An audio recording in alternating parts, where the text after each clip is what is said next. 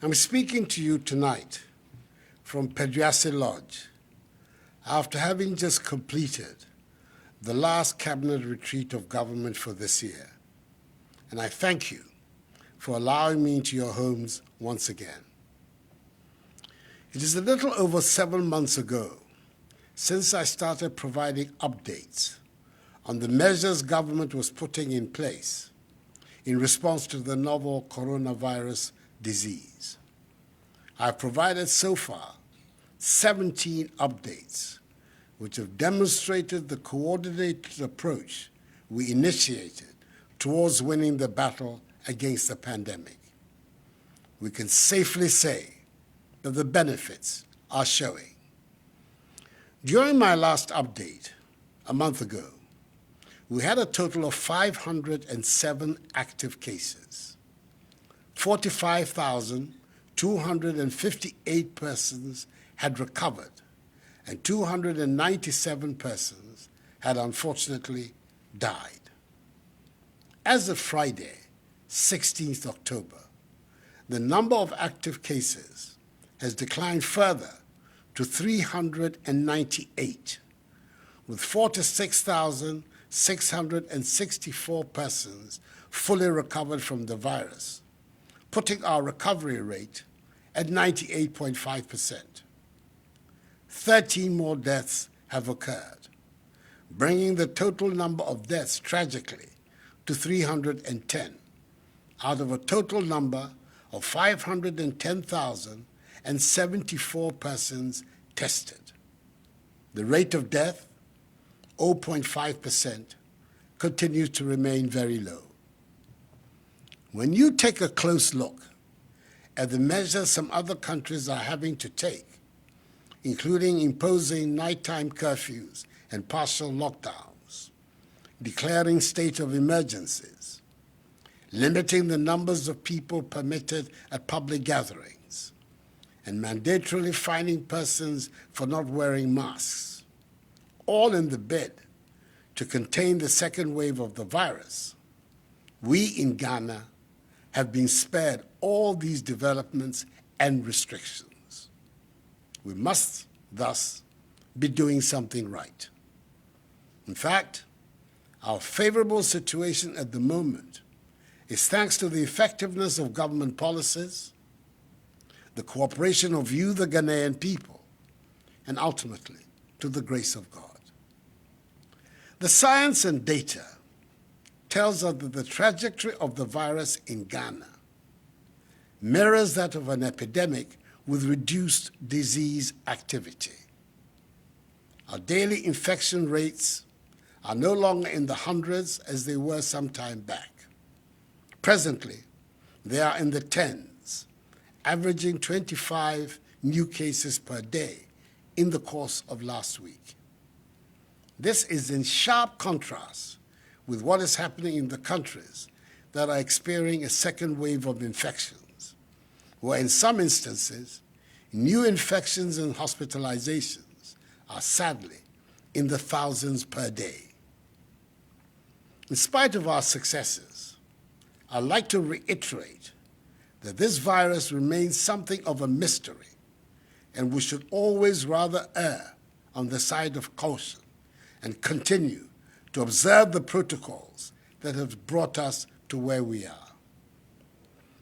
As President of the Republic, I assured you of my continuing commitment to limiting and stopping the importation of the virus, containing its spread, providing adequate care for the sick, slowing down community spread, reducing the impact of the virus on social and economic life, and using the opportunity afforded by this pandemic to expand our domestic production capacity and deepen our self-reliance.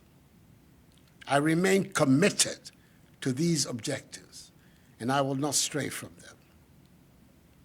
Fellow Ghanaians, we all know that the emergence of the virus on our shores came from abroad, necessitating the closure of our borders by land, air, and sea in March 2020. Following the provision of testing facilities, which ensure the speed and accuracy of COVID-19 testing, Kotoka International Airport was reopened on 1st September 2020. It has been 6 weeks since the reopening, and a total of 30,564 passengers have been tested, from which 92 have tested positive. All 92 are asymptomatic cases whose status, but for the test, would not have been detected and would have spread the disease amongst the rest of the population. I'm aware that some are calling for government to extend the PCR negative test period before boarding the flight from 3 days to at least 5 days. I believe, in the context of the second wave of infections that is engulfing so many countries of Europe and America, that we have to insist on the 3-day period.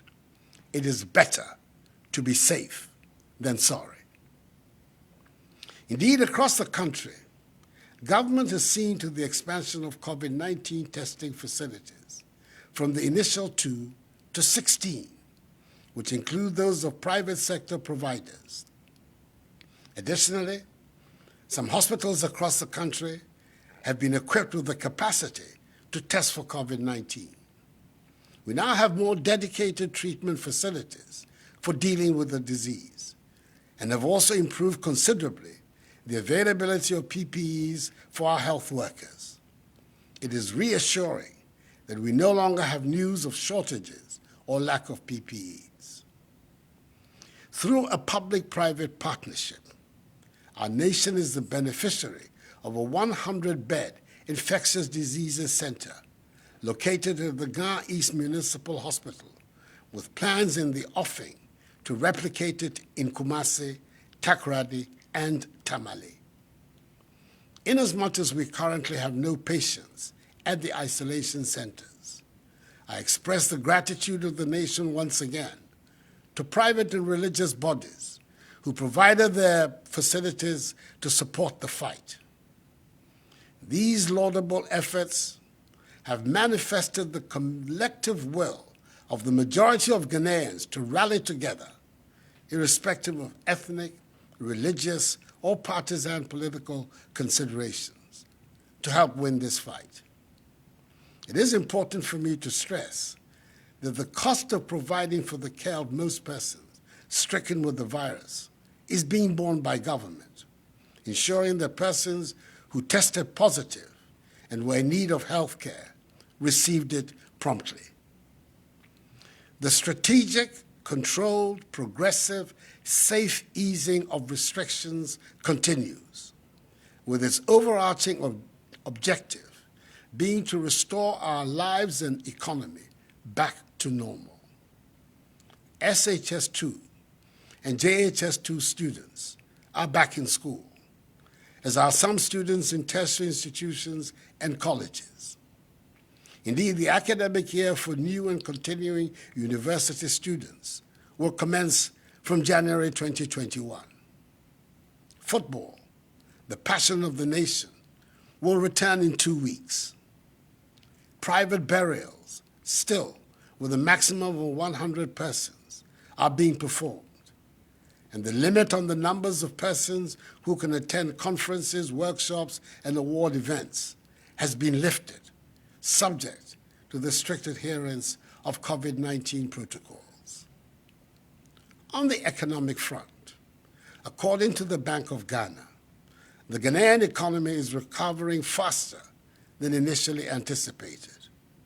Consumer confidence is bouncing back strongly and is today above pre-lockdown levels. Business confidence has also increased, reflecting the improving macroeconomic conditions, stability of the exchange rate, lower input prices, moderation in lending rates, and positive industry prospects. Consumer spending, industrial consumption of electricity, and construction activities have all reached pre-lockdown levels, whilst tourist arrivals and port harbor activity are gradually edging upwards. So I urge all of you, my fellow Ghanaians, to continue to comply with the strict hygiene, mask wearing, and social distancing protocols that have become part of our daily routines. This is the surest way by which we can defeat the virus and avoid a second wave of infections. The outlook on our battle against COVID-19 remains optimistic, for which we thank God and you, the Ghanaian people. It is important that we maintain this positive position, especially with a few weeks to the holding of the December 7 presidential and parliamentary elections. Enuanom, nhyehyɛe a yɛayɛ ɛfa yareɛ no, Onyankopɔn adaroma, ɛyɛ adwuma. Nanso, yareɛ no da so wɔ hɔ. Nti mesrɛ mo, titiriw, mo firi fie a, monkɔ so nhyɛ mask no. Na mondi mo ho ni, na ɛno na ɛbɛboa yɛn, abɔ yɛn ho ban, na ama yɛn kwan apam yareɛ no koraa ɛfiri yɛn man mu. Anyamime, gbejia no, ni wotoke ha hilane, mimodromona, chuni, chihela eyako, ni wo titru, ke wa shishia, wa wu maske, ni wo hie wa he, fale, noni wo ke ba sa hilane, koni wo ha hilane, aje wonte kura. I've said before, let us continue to look out for one another and remain each other's keeper. And I'm confident that by so doing, we will emerge victorious in the fight against COVID-19. 0 active cases must be the goal. And I have no doubt that together and with the help of God, this too shall pass, for the battle is still the Lord's. May God bless us all in our homeland, Ghana, and make her great and strong. I thank you for your attention, and good night.